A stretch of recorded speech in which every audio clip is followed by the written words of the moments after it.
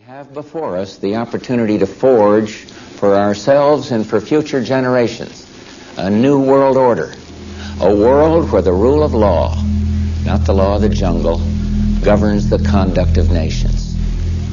When we are successful, and we will be, we have a real chance at this new world order, an order in which a credible United Nations can use its peacekeeping role to fulfill the promise and vision. You were both in Skull and Bones, the secret society. It's so secret we can't talk about it. What does that mean for America? The conspiracy theorists are going to go I'm wild. sure they are. I don't know. I haven't seen the web. Number 322?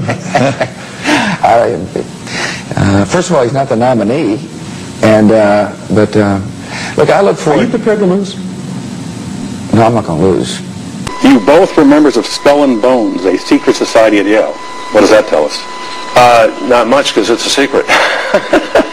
Is there a secret handshake? Is there a secret code? I wish there were something secret I could manifest. 322, a secret number? There are all kinds of secrets, Tim, but one thing is not a secret. I disagree with this president's direction that he's taking the country. We can do a better job, and I intend to do it. And we'll be watching. Be safe on the campaign trail. John Kerry, thanks for joining us.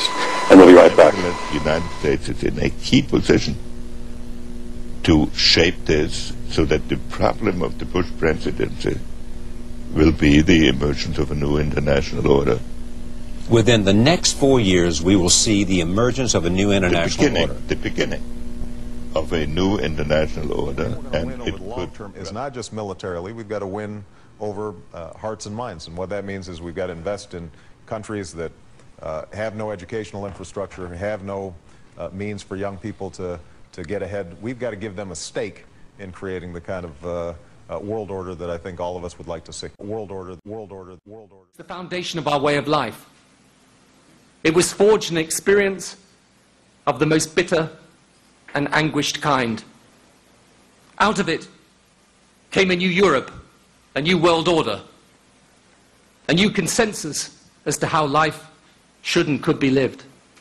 What is at stake is more than one small country. It is a big idea, a new world order, where diverse nations are drawn together in common cause to achieve the universal aspirations of man. All these new challenges are bringing together about the biggest restructuring we have ever seen, not just of the global economy, but of the global order as a whole. And 200 years ago, a famous British Foreign Secretary said that the new world had been called into existence to redress the balance of the old. In 1990, another old world ended, dominated by the Cold War, and people talked then, in 1990, of a new world order. What they actually meant then was a new political order, and what was not foreseen then, but is obvious now from everything that we see and do, what we experience in every day of our life, is the sheer scale and speed and scope of globalization. And it's only now that we can begin to understand that the world order that globalization brings and what it's going to look like, it's driven forward now not just by the balance of military strength, the Cold War times, or ordinary political power. It's being driven forward by a seismic shift in economic power that we see around us. After 1989, President Bush said, and it's a phrase that I often use myself, that we needed a new world order, and instead it looks like we got a lot of disorder. And we still, and after 9/11, we've been more sensitive to the disorder. It's gone forever if we don't wake up now. McCain said last night, was anybody stunned by, I want to buy up all the bad mortgages so there would be no foreclosures? As outrageous as that was, bad news for you, gang, that's already in the bailout bill. Believe it or not, Paulson can do that. He doesn't have to even ask you anymore. There is a global meltdown coming. It is a global depression, and one world currency and one world financial system is the end game. China said last week they want one global currency. France said yesterday or the day before that they want one world order, a new world order, at the end of this event. 2 nights ago, the government used $900 billion of your money to give loans to businesses and guarantee those loans. Did they even ask you? That's your money. Last night, for the first time, the interest rate was cut globally. Big thing that's going to happen in London at this G20, and then they're hiding it, they're camouflaging it, they're not talking about it. Coordination of international regulation. What they are going to do is to put our Fed and our SEC under the control, in effect, of the IMF. Oh, come on. They're You believe they'll do this? That's what was in the draft agenda. They call it coordination of regulation. What it really is putting the American economy under international regulation. Yeah. And those people who have been yelling, oh, the UN's going to take over global Conspiracy government. theorists. They've been crazy, but now they're right. Yeah, well, when It's happening. When Geithner said he would be open to the idea of a global currency last Exactly, week, yeah. those conspiracy people had said and suggested that for years. What do you think the most important thing is for Barack Obama? Obviously, you're here to talk about the anniversary for U.S.-China diplomatic relations, but if you had to say this is going to be the country or the conflict or the place that will define the Obama administration, what would it be? The reception of him is so extraordinary around the world. I think his task will be to develop an overall strategy for America in this period when really a new world order can be created. It's a great opportunity. It isn't just a crisis. The soul. When our founders declared a new order of the ages, when soldiers died in wave upon wave for a union based on liberty, when citizens marched in peaceful outrage under the banner Freedom Now, they were acting on an ancient hope that is meant to be fulfilled. Nuclear problem in Korea. We have the nuclear problem in Iran. We have, of course, the whole array of problems, each of which, Afghanistan, and so forth. But then we have the financial issues. But they really are issues of the construction of a new world order. That's what this is about. Now that we know Vice President Dick Cheney and Senator Barack Obama are distant cousins, the New York Post decided to check into the genealogy of President Bush, and his family tree has people talking. Early Show national correspondent Tracy Smith has the story of George W. Bush's many relations. My honor to bring to you the 41st president, a great dad, George H.W. Bush. We all know his father, but what about his cousins? Check out this family tree, done with research by Ancestry.com. What would you say if I told you he's related to all of those people? That you're wrong. Oh, no, I'm not. Let me take you through this, branch by branch. The 101st Airborne Division, Air Assault. Vice President Dick Cheney, the man who's only a heartbeat away from the presidency, is actually a blood relation. He's President Bush's 9th cousin once removed. Cheney's cousin Barack Obama is also Bush's 11th cousin and the 9th cousin of Brad Pitt. But we're only just getting started. President Lincoln was President Bush's 7th cousin 5 times removed, and Bush shared more than just a ballot with John Kerry. That's right, they're 9th cousins twice removed. Really? What do you think of that? Yeah, they have the same chin. There's also royalty in the Bush bloodline. Princess Diana was Bush's 11th cousin twice removed. And then there's this bombshell. Happy birthday, Mr. President. Sure, she may have been singing to JFK, but what about GWB? He is, after all, her 9th cousin 3 times removed. Maybe it's the eyebrows. You think They have the same eyebrows? He's also related to Playboy founder Hugh Hefner, even Pocahontas, and Vlad the Impaler. Trace the family tree far enough, and you get Madonna, Celine Dion, and Tom Hanks. My mom always said life was like a box of chocolates.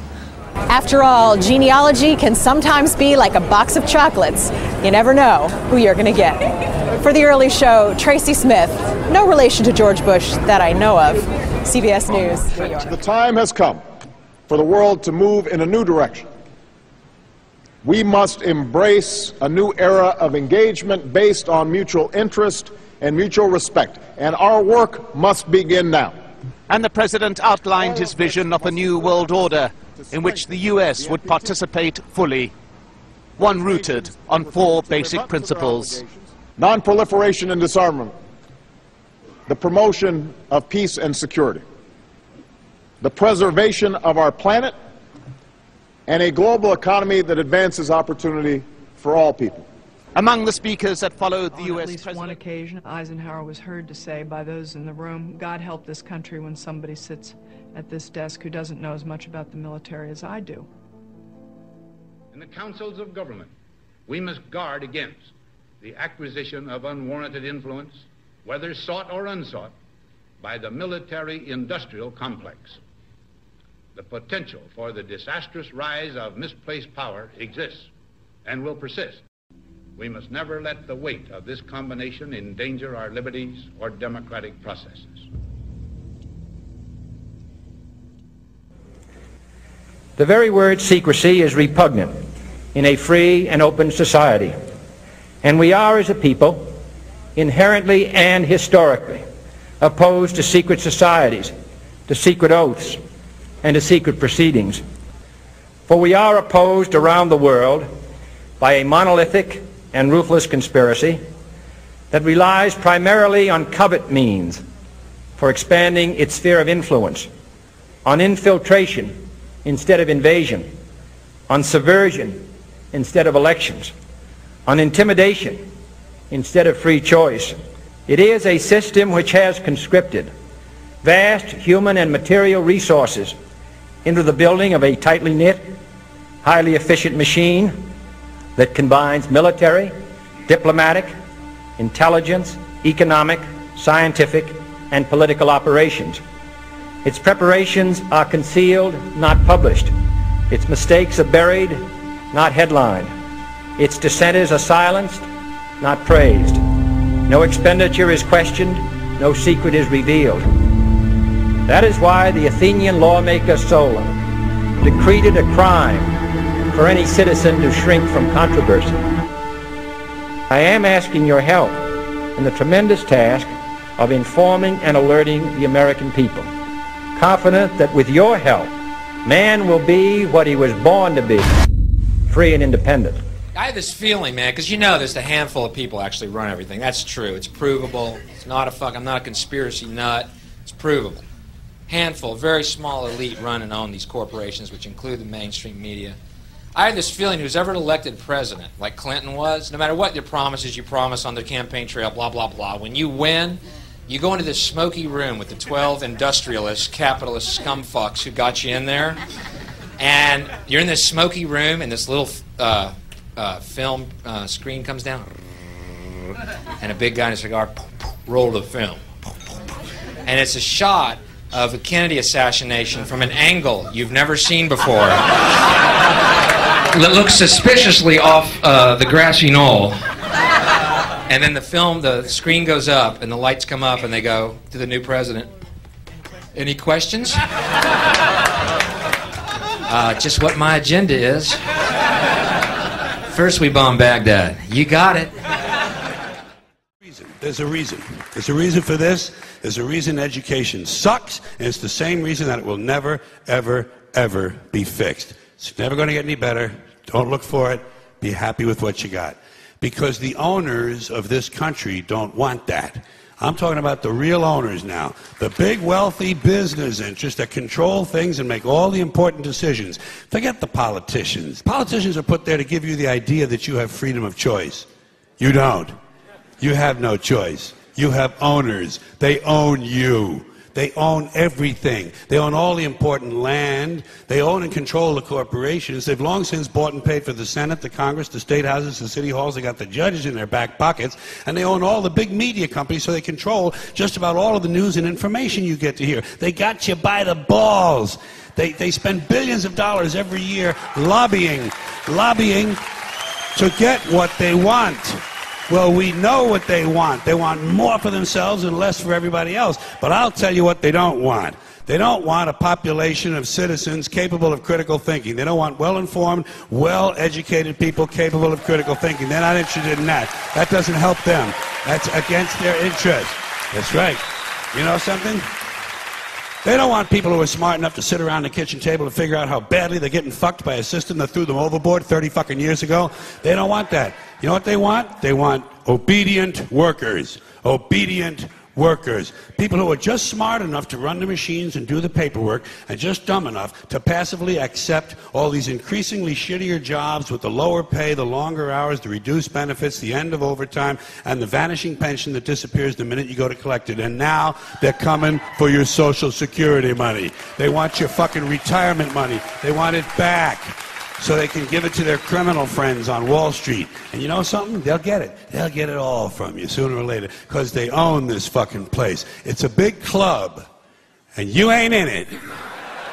You and I are not in the big club.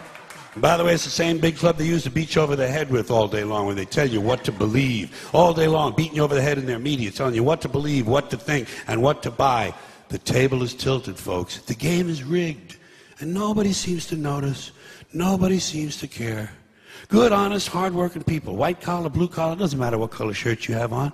Good, honest, hard-working people continue. These are people of modest means. Continue to elect these rich cocksuckers who don't give a fuck about them. They don't give a fuck about you. They don't give a fuck about you. They don't care about you at all. At all. At all. Man. You know? And nobody seems to notice, nobody seems to care. That's what the owners count on, the fact that Americans will probably remain willfully ignorant of the big red, white, and blue dick that's being jammed up their assholes every day. Because the owners of this country know the truth. It's called the American dream, because you have to be asleep to believe it.